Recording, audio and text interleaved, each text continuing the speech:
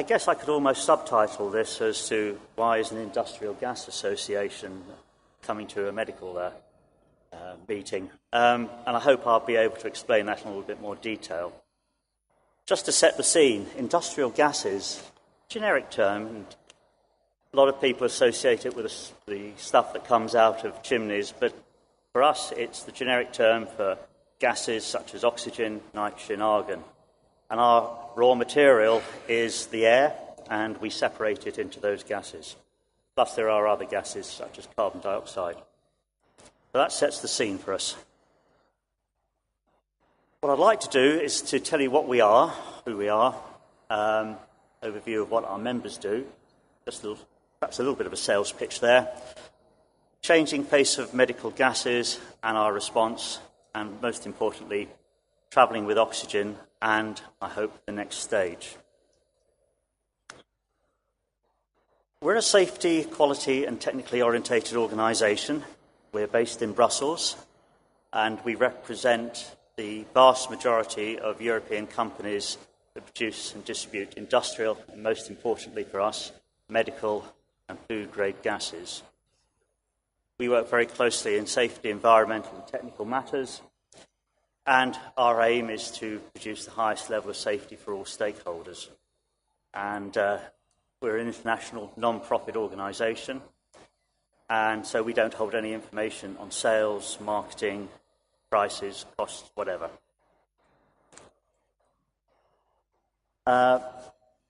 This is a slide I show and what I tell my friends when people say you work in industrial gases. Well, it's pretty fair to say that you wouldn't have got here, you wouldn't be watching these presentations without us. Everything you do, from opening a cup of coffee, a jar of coffee with that nice smell, because there's nitrogen in there. But let's move on swiftly to the medical applications. And again, in my time in the industry, which is coming on for about 40 years, been a tremendous change in how medical gases and medical applications have been handled. So there are the respiratory gases, oxygen, nitric oxide, helium, obviously anaesthetic gases, diagnostic gases, carbon monoxide, acetylene methane. These are all very special products, very difficult to handle. Then you come on to areas such as device gases, carbon dioxide, argon. And again, for the pharmaceutical industry, very important product is nitrogen, so that when you package your pills, drugs, whatever, they are kept in the condition as when they were made. And again, these gases will go into a variety of areas, ambulance services, of course, operating theatres. And again, our members are specialist suppliers to the home care industry. And again, we supply the oxygen, of course, which we're going to talk about in a bit more detail, and ventilation for patients. I think it's also quite interesting when you start talking, as seem to have been, perhaps as my age, more in hospitals than I care to think about, and you start talking to doctors, people about where the gases come from, and it's a bit like a commodity, it's a bit like turning on a tap. You don't really think about where it comes from. But there's a lot behind it. I'd like to talk a little bit about the changing face of medical gases. Medical gases have been around in one way or another for over 100 years, probably getting on for nearer 120. And the history of medical gases is actually quite interesting. Oxygen in particular became, its use started, or widespread use came in the First World War to deal with poison gas. So it has grown over the years, but largely unregulated, until around about 20 or 30 years ago in Europe, and maybe a little bit earlier in the US. So on one side, we've got things like good manufacturing practice guidelines, which applies to the oxygen we supply. Good distribution practice, make sure we supply it and it's distributed correctly. I mentioned one here, just a little bit out of interest, is Falsified Medicines Directive. Very great concern from the Commission that obviously the medicines that we buy are genuine. We work very closely with the Commission on many areas, And this is one where we're referenced, but we're excluded from it because you can't ship medical gases a long distance. Again, shows close cooperation. And then we talk a little bit about medical device regulations. And again, this is legislation we get. Sometimes we get caught up in, we feel perhaps it's not appropriate for us, but we do work to ensure it, and we fully support it. Moving on, really, and I think this is where we start coming to very much today's session, is where the technical side has changed. We've talked about oxygen concentrators. We have portable oxygen concentrators, and if you look at how battery technology is improving, how other areas of reducing the size of equipment, again, tremendous changes. Liquid oxygen. 30 years ago, really it wasn't a common area or even foreseen that people would have liquid oxygen at home. But now it is, it's a common area, and again, gives increased improved mobility. This is an area of, I think, particular concern here when we talk about lightweight cylinders. I should perhaps caveat this, is that I spent 20 years as a technical manager of a gas company looking after gas cylinders, so it's a bit of a passion. But we worked long and hard to reduce the weight of gas cylinders with advanced materials, valves that have integrated regulators, so you don't need to screw a regulator onto the valve. And again, as an engineer, I think we were pretty proud that we managed to get the weight down from about 7 kilos for an equivalent package to about 2 kilos compared with 25 years ago. And again, perhaps that goes back to my earlier side to say, it's not really a boring area, it's a very technical area, it's very interesting, and again, greatly motivated when you can see somebody move around with a lightweight cylinder. So that's all the background. Now, we needed to change, we needed to adapt to this differing world. If you go out in the exhibition area, you'll find 3 or 4 of our members are out there. But we recognised as an association that we needed to focus the areas of concern. And we have 3 dedicated groups made up of our members, considering medical gases, home care activity, and medical devices. And they come together 3 or 4 times a year, maybe more, and they produce specific publications relating to the medical gases activity. And about 30% of those apply to home care medical oxygen. These documents are publicly available, and they're no cost. We don't believe that you should be paying for safety information. They're widely consulted and referenced around the world. So moving on to our document 141, which is where I think perhaps a lot of you became aware of us. This was written in around 2007, again by our specialists. And its intention, going back 11 years ago, was to provide guidance on the safe use of medical oxygen when away from home. People weren't so clear what to do. And the intention was to provide information to the travel accommodation providers, and the information could be provided to the patient to enable oxygen supply system to be planned and the actions to be taken when leaving home. And again, you can see we've talked by many of the speakers about planning, particularly Matthew, for example. So what's it consider? What's it look at? And again, considering time, I'll just go over the highlights. What is the travel plan? Planning, as we all know, is key and critical. What to do before the journey, what to do at destination, actions after the journey. Again, closeout is important.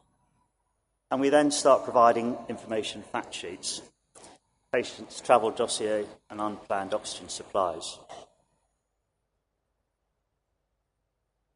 And really it's intended, its aim is to be simple and rely on checklists. The existing new providers, for example here, travel details, therapy details. We're not experts on therapy. We know oxygen, we know the equipment. Again, patients' checklists for the air, road, and rail and sea modes. And it's intended to be used by anyone, but as I say, primarily by providers and other healthcare professionals to adopt and to provide to patients. One thing we have talked about quite extensively is the regulatory bit. You can't just take what you want to on an aeroplane. We all have to sign the Dangerous Goods Declaration. If you're travelling by road, you'll see tankers going along. You'll see ships, of course, and they all have many of them have dangerous goods. It's a very complex area, and I think it's important that we do understand how and why the airlines permit you to take on certain things, why you can't take on liquid oxygen.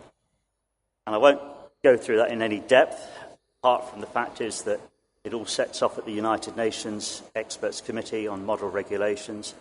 It cascades down into what are called technical instructions for the airlines, International Civil Aviation Organization, and then the IATA, International Air Transport Association, produces their own regulations based on ICAO. But the airlines can input into what they're allowed to carry, and they have their individual rules. It is all quite complex. We, as IGA, have input into 3 areas. And again, the reason we have those regulations is to make life safe. And these come out as these fairly light reading. So many people don't exactly sit down at night to read it, but some of us do have to actually understand what goes on. The cost of an incident in an aircraft can be many millions. You can understand why people want to be careful what they take on board. And the battery issue is very important. That has concerned not only the airlines, but also the shipping companies because of fires in aircraft. And again, we've mentioned guidance. There's the European Federation of Allergy and Airways Diseases Association, EFA. Very good document, and that was written with IATA input. Obviously, we've got ELF, we've got ourselves, and in the United States, we have the Compressed Gas Association. So there is a lot of guidance out there. But really, what I would like to do now is think about what the next stages are and really build on what we've heard from this morning's sessions. I see life very much, obviously, from a regulatory and technical point of view. The regulations are clear on what can be taken on board an aircraft, and I have to say I think they're generally quite reasonable. Individual operators then have the right to decide on what goes on an aircraft. It's their aircraft, their risk. My question is, how have the individual operators arrived at their decisions, of what information did they have when they made that decision? So whilst our members are not responsible for air transport, we do understand oxygen and the equipment. We're well aware of the risks of oxygen. We spend literally many millions of euros a year looking at it and ensuring our plants and equipment are safe. I think this has been the common thread through this morning. There doesn't appear to be a consistent approach by the airlines. And again, perhaps from our point of view as an industry, and just going back a little bit of an earlier slide, we come together and we write documents that are technically agreed so that we have agreed positions on equipment, processes, procedures, so that we don't have an incident. Can we not bring everybody together? Can we not have a European air approach? Can we not have EFA, ELF, IGA, other interested parties work with, say, IATA? That's a feeling I think possibly help. Our document is being revised, document 141. We will be reaching out to stakeholders such as ELF and others around who've been speaking today and would like comments. The document is around about 10 years old. It was revised about 5 years ago, but it really needs a root and branch revision to take care of it. Well, I would like to just conclude to say thank you very much for the invitation. It's opened up an area for us to consider as an association as there are many stakeholders, and whilst we're only a small supply chain, perhaps we can facilitate wider implementation. Thank you.